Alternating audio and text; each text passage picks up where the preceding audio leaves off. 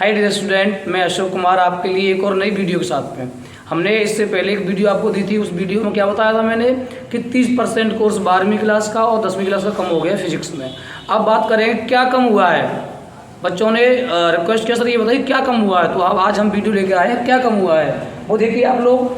आज हमारी वीडियो होगी AK फिजिक्स 5G चैनल में कक्षा 12 30% कम कोर्स। जो कक्षा 12 का जो सिलेबस है फिजिक्स में वो क्या कम हो गया है। बच्चों को फील्डिंग से पढ़ाई करनी है बिल्कुल भी। मैं 10th का वीडियो बना दिया है मैंने एक, अब 12th की बात कर रहे हैं। ऐसे पढ़ाई करनी है फील्डिंग से, हमें कोई भी गलती नहीं करनी है। अच्छे नंबर लाने के लिए कोई भी गलती नहीं करनी है। एकदम हमें फिजिक्स को घेर के पढ़ाई करनी है, एकदम फील्डिंग से पढ़ाई करनी है। जो हट गया उसे पढ़ना ही नहीं है, पेपर में नहीं आएगा तो क्यों पढ़ें।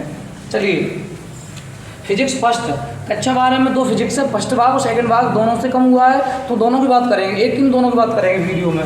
तो हमारा जो फिजिक्स फर्स्ट है उसमें पहली यूनिट लिखी हुई है, यूनिट नंबर फर्स्ट फिजिक्स में 5 यूनिट हैं, 1 2 3 4 5। सेकंड में 4 यूनिट हैं, 1 2 3 4। सबकी बात करेंगे। तो फर्स्ट फिजिक्स में जो पहला यूनिट है उसमें जो कम हुआ है वो एक समान गोली कोश के कारण, एक समान आवेश गोली कोश के कारण वैद्युत क्षेत्र की तीव्रता, एक समान आवेशित गोली कोश के कारण वैद्युत क्षेत्र की तीव्रता हम 3 जगह ज्ञात करते हैं। गोली कोश के बाहर, गोली कोश के पृष्ठ पर, गोली कोश के अंदर। तो बिल्कुल नहीं आएगा ये। गॉस की प्रमेय का अनुप्रयोग है कि आपने फिजिक्स में फर्स्ट में पढ़ा होगा गॉस की प्रमेय के अनुप्रयोग। तो ये वाला अनुप्रयोग जो है कि गोली कोश के कारण हम वैद्युत क्षेत्र की तीव्रता ज्ञात करते थे 3 जगह, गोली कोश के बाहर, गोली कोश के पृष्ठ पर, गोली कोश के अंदर। इसको नहीं देखना है आपको बिल्कुल भी। दूसरी यूनिट की बात कर लें, कार्बन बर्ड कोड। जी हाँ, carbon bird code, doctor BB Rao, great boy very good wife. ये बिल्कुल हट गया है, इसको देखना भी नहीं है। कार्बन बर्ड कोड जिसमें हम रंगों को देख करके प्रतिरोध और सहनशीलता ज्ञात करते थे, वो बिल्कुल नहीं आएगा। दूसरा प्रतिरोधों का जोड़ना। प्रतिरोधों को 2 प्रकार से जोड़ते हैं किसी भी जगह, 2 प्रकार से। प्रतिरोधों को श्रेणी क्रम में और समांतर क्रम में। समांतर को नई जो शिक्षा जो नया केंद्र के द्वारा भाषा प्राप्त की गई है उसमें पार्श्व क्रम कहते हैं समांतर को, पार्श्व क्रम। तो समांतर क्रम या पार्श्व क्रम और श्रेणी क्रम बिल्कुल नहीं आएगा, ना ही कोई सवाल आएगा इससे संबंधित। श्रेणी क्रम में प्रतिरोध जोड़िए, समांतर में जोड़िए, ना न्यूमेरिकल आएगा, ना ये थ्योरी, ना डेरिवेशन, कुछ नहीं आएगा।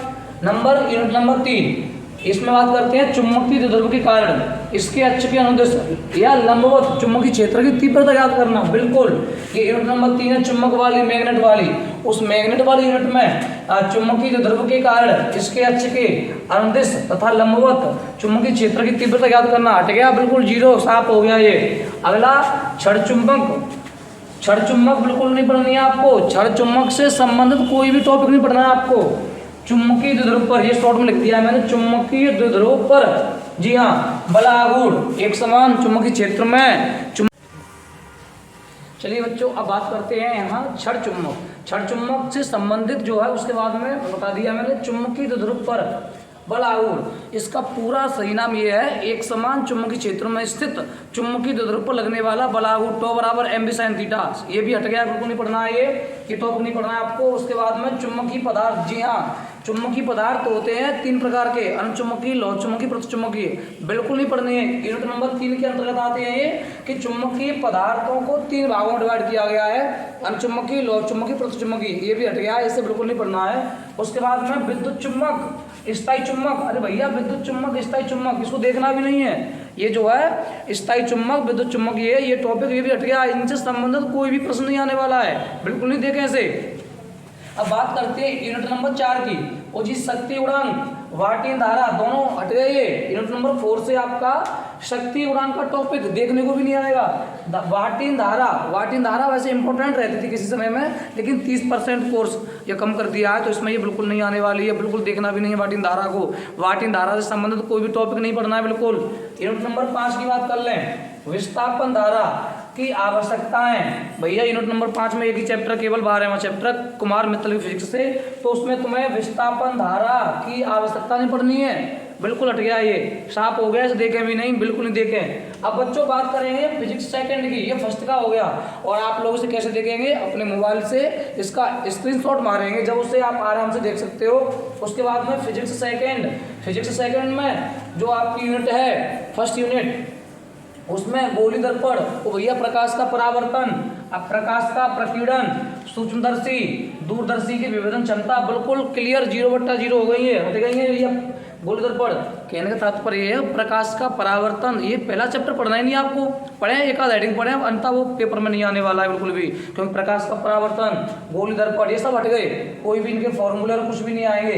प्रकीर्णन हट गया, प्रकीर्णन से संबंधित कोई भी प्रश्न नहीं आने वाला है कि आकाश का रंग दिखता है तो ये दिखता है, वो तो प्रकाश का प्रकीर्णन के कारण दिखता है, आपको नहीं पढ़ना बिल्कुल भी है। सूक्ष्मदर्शी की विभेदन क्षमता नहीं पढ़नी है भैया, आवर्धन क्षमता नहीं है, ये तो पढ़नी है, ये विभेदन क्षमता है, ये सूक्ष्मदर्शी की विभेदन क्षमता नहीं पढ़नी है, दो होती हैं आवर्धन क्षमता और विभेदन क्षमता।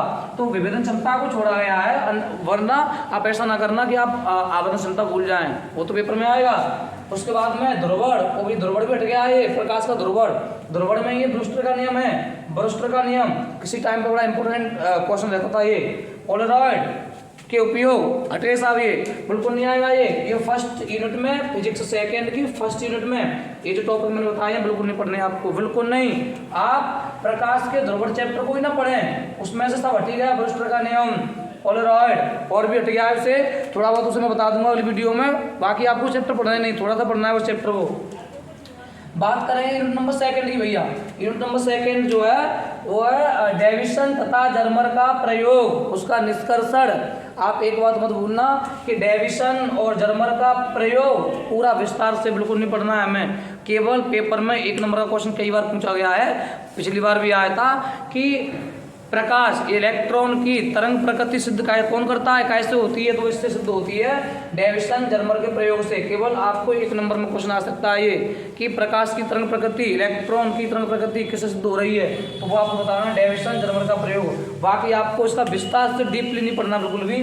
अब बात करते हैं unit number third, unit number तीसरी जो है radio activity, alpha beta gamma, कण और किरणों के गुण बिल्कुल नहीं पढ़नी है ये। रेडियो एक्टिविटी चैप्टर को तो बाद में पढ़ें, बाद में, जैसे ब्रूस्टर चैप्टर है प्रकाश का ध्रुवण, गोली दर्पण का चैप्टर पहला वाला इन्हें तो बाद में पढ़ें, लास्ट में टाइम मिले आपको तो, क्योंकि ये बहुत मात्रा में हटा दिए गए हैं, सबसे ज्यादा हटा है तो रेडियो एक्टिविटी से हटा है और प्रकाश ध्रुवण से हटा है और गोली दर्पण से सेकंड फिजिक्स में। अल्फा बीटा गामा के गुण, रेडियो एक्टिव क्षय, बंधन ऊर्जा, प्रतिन्यूक्लियन बंधन ऊर्जा, इसको बिल्कुल हटा दिया गया है, ये यूनिट नंबर 3 के अंतर्गत आते हैं, ये आपको बिल्कुल देखने भी नहीं है। उसके बाद में यूनिट नंबर 4 की बात कर लेंगे, यूनिट नंबर 4 लास्ट ई फिजिक्स खत्म हो जाती है। जेनर डायोड, वोल्टता नियंत्रक के रूप में इसका जेनर डायोड क्या होता है, इनका उपयोग क्या है, ये बिल्कुल नहीं पढ़ना है आपको, इनसे संबंधित बिल्कुल नहीं पढ़ना है। आप इसका स्क्रीनशॉट लें और अच्छे से इसको हटा करके जब पढ़ाई करें अपनी, मैं ये नहीं कह रहा आप इन्हें पढ़िए, आप इन्हें पढ़िए, लेकिन बोर्ड एग्जाम के लिए बिल्कुल मत पढ़िए। आप ये सोच के बैठें कि आपने ये तैयारी कर ली है इसकी, तो ये बोर्ड एग्जाम में नहीं आने वाला है बच्चों। इसको देखें, मेरी वीडियो आपको पसंद आए तो वीडियो को लाइक करें और मेरे चैनल को सब्सक्राइब करें और अपने दोस्तों को लिंक को अवश्य शेयर करें। धन्यवाद, आगे मिलेंगे अगली वीडियो के साथ, जब तक के लिए बाय।